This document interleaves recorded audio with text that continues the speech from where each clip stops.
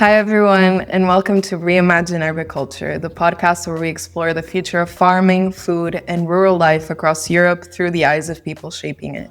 I'm Teresa Carvalho, and in this series, we'll meet people from across Europe who are reshaping the future of agriculture.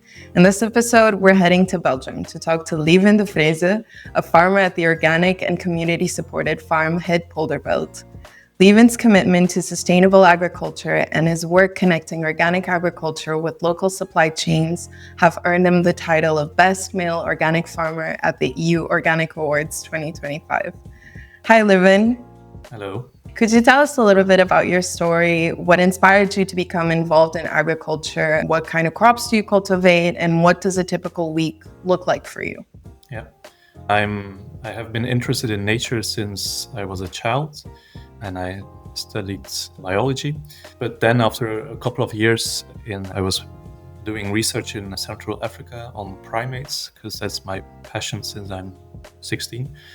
But so after a couple of years, I decided that I didn't want to continue there in the tropics in Central Africa. And then I was thinking, what could I do? I'm a new farmer, so my parents are not farmers, but my uncle had a farm, or has a farm. Actually, the year before I started with the farm, it was my cousin who joined the farm of my uncle. And so she was an inspiration to me. And a big advantage as well is that there was land available from the family.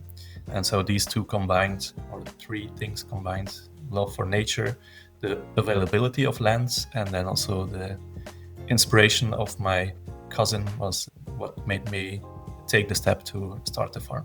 Wow.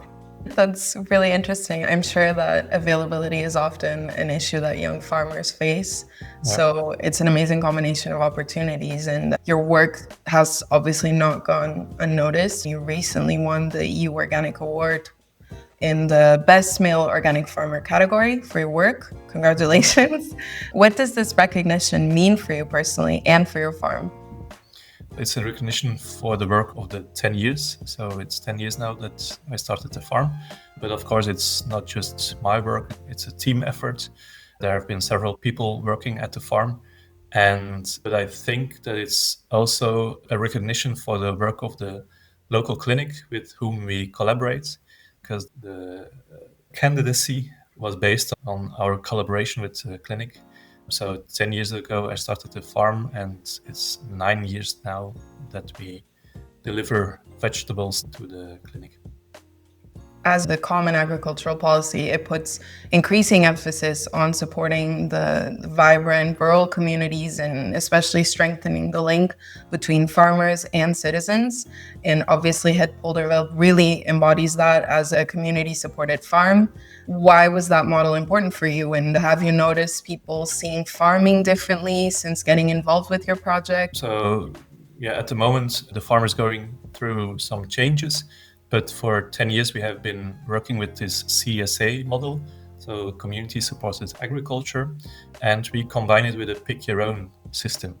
But CSA means that we don't sell produce, we sell shares. The people pay in advance for the service of growing vegetables. And so we combined it up to now with pick-your-own system, where people come to the farm and pick their own vegetables that they have paid in advance. So they get to know the farm, get to know more about agriculture, and it's an organic farm. Some people in the beginning don't know what to expect, especially because it's organic, but gradually they really get involved in agriculture because they come to the fields, and so they get to know, and I think that it also changes how they think about agriculture. And so now we also work for 9 years with the local clinic. We also use the CSA model. So again, we sell a share, or the clinic doesn't pay really for the produce, but for the service. So we agree on a crop scheme, what we grow, which vegetables, at what time of the year, and the quantities. And then we also agree on a fixed price for that season, for a whole season. They pay at 4 times of the year, but so the price is fixed. And then we can start growing vegetables, and everything that comes from the fields goes to the kitchen. So you're building a connection with the food, the local organic food, and the people, and you're making sure it's local and there's this connection in the community that's really important. So you focus on shortening the supply chain by providing your products directly to local consumers and, as you said, the local clinic. Could you tell us a bit more? How did the partnership with the clinic come about? Actually, they were looking for someone who could provide vegetables for them. They built a new clinic, a new building around 8 years ago. And so when they had the new building, they also wanted to start with a new vision on food. So they place food central in the healthcare that they are providing. And by chance, we came into contact. It's a bit more than a kilometer from the fields, from the farm. So it's really close. We came into contact, and then they asked the question if we could provide them with vegetables. Yeah. And what is really special is that farming is unpredictable inherently. So working with a big kitchen is, in advance, people would think that it's difficult and there are obstacles. And in the beginning, they thought we were crazy. People told me that I was crazy, that people thought that it wouldn't last and that the people in the clinic didn't know what they were starting. But the catering manager, Peter de Smet from Sino, from the clinic, he was also told that he was crazy. And there were obstacles, of course, but what made it a success is that in the clinic they are very flexible. And you need to be very flexible if you work together with a farm, a direct collaboration, because agriculture is inherently unpredictable, and the harvest can be sometimes better, sometimes the quality is a bit less. But so their kitchen is arranged that they are very flexible. They can work with small batches. They have a food library where they can store the different meals. Actually, they do pre-cooking with our vegetables. Then they can store it in the food library for up to 3 weeks, I think. And the last part of the cooking process is at the last moment, just before the meals are being served. In a traditional clinic, usually the meals are prepared several hours in advance and then they are kept warm up to the moment of serving the meals. But for nutrition, it's much better to have to work with this other system. The patients also have more choice what they eat. And so it also enables them to work with small batches. They can just prepare a batch with several meals, and then because there is this choice possibility for the patients, they can just, if there are 10 meals of a certain meal, then they can take this out of the library. And that's what makes it very flexible and what makes it a success, our collaboration.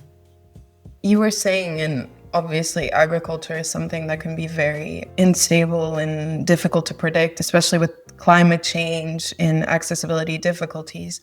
But now that you were mentioning some of these challenges that you face, could you tell us a little bit more about the difficulties that you have experienced, and how do you see this model? Is it inspiring a movement to transform hospitals into having their food systems and their systems in a more sustainable and local way? So there are challenges. You named, in my opinion, the biggest one is, I think, climate change. Since I started to farm, we experience the effects of climate change here in Belgium. So that's really a huge challenge. But there have been different obstacles, more practical obstacles. We are working here on a clay soil, which is a difficult soil to work with, because we found a way to be able to grow vegetables here. And then just with the collaboration, if I look back at the beginning, how it was and how it is now, the crop scheme is much more adapted to what the kitchen can transform. I can say that now it is working fine with the clinic. And what is really nice to see is that now our collaboration is also an inspiration for other health institutions. We have been working on a project now for 2 years. It's called ZoBio, to connect organic farms with health institutions. And so our farm was the example of this project. but there are 5 other farms. And actually, it's 1.5 years ago that we had the first meeting, and there was enthusiasm. But in the beginning, it was people were mostly talking or thinking about the obstacles. How can we do this? How can these vegetables get from the fields, from the farm to the kitchen? And then how do we deal with it in the kitchen? And especially for the kitchen people, it was really something in their head, not so easy to see the possibilities.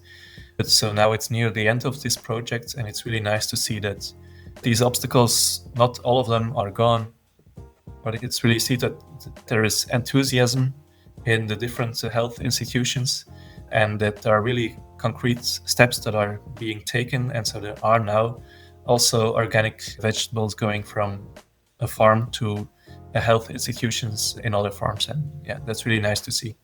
So behind that kind of farming model is obviously a clear commitment to sustainability, which the CAP is a tool that pursues that kind of commitment, not just in how you sell the food, but also how you grow it and work with techniques promoting biodiversity.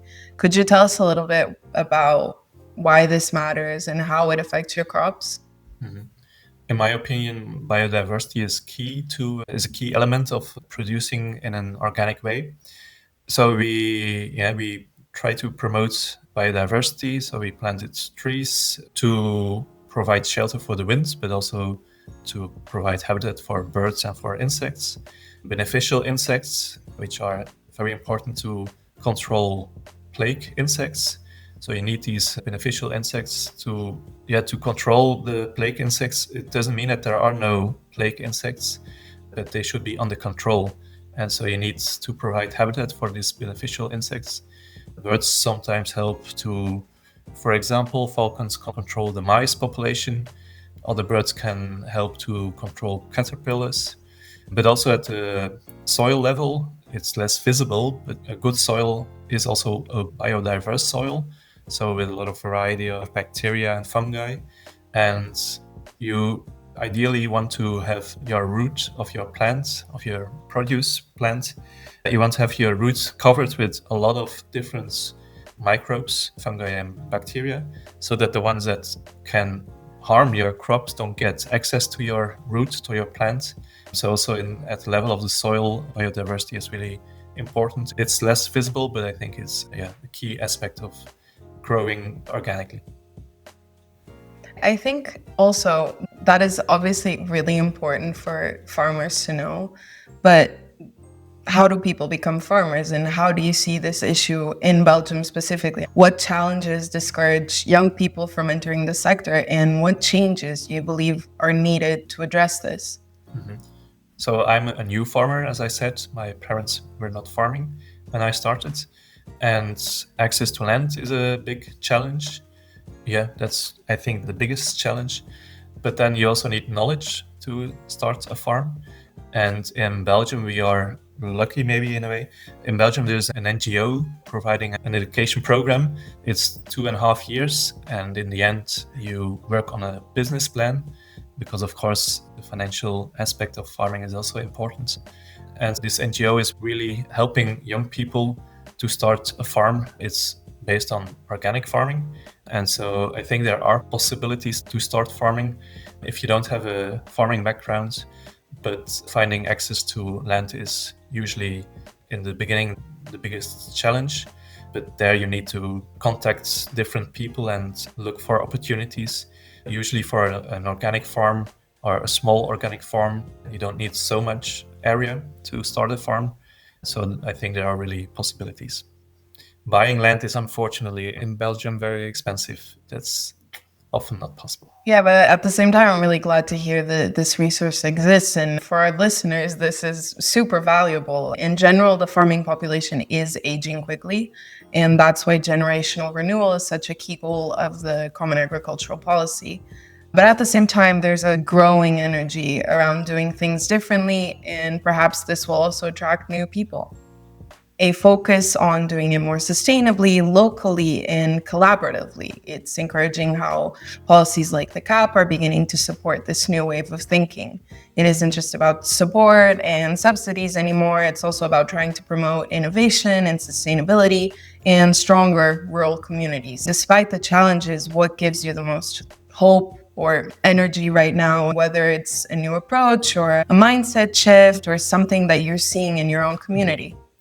I would say that the Zobio project that I talked about is really something hopeful to see that our collaboration with the clinic here can be an inspiration for other farms and clinics, and that it is really happening also at other places. So that's really hopeful to see that there can be steps being taken in other places as well. That's really nice to see. Nice. And finally, thinking about all you've built and what you've learned along the way, for young Belgians that want to be part of transforming agriculture, even if they don't see themselves as traditional farmers, what small steps or actions would you encourage them to take to get started? And is there one practical piece of advice you wish you'd had before you started Het Polderveld? First of all, you need to acquire knowledge to start a farm. In Belgium, there's this NGO, but there are in different countries, I think there are different places where you can acquire knowledge. The best way of acquiring knowledge is to work on another farm. So that's the first step. And then you need to get access to land. So therefore you need to talk to people, I think, and explain your ideas to a lot of people. And then hopefully one possibility will pop up. And you also asked about advice. I would say start small, but also plant trees. Yeah, what I said, in my opinion, biodiversity is key. Trees provide a stable habitat for biodiversity. You can also grow an annual flower mix, but if you plant trees, they will develop and they will increase over time. Their functions will increase over time. So that's what I would advise. Don't forget trees. Leeman, thank you so much for sharing your journey and for showing how farming can be both local but also part of a much bigger movement. And to everyone listening, whether you're in the city or in the countryside, I hope this conversation gave you a glimpse into how food, community, and sustainability are all interconnected. Thank you for tuning in to Reimagine Agriculture, a part of the Recap project, where we bring forward the voices helping to shape a more sustainable, inclusive, and community-driven future for European crop farming. See you in the next episode.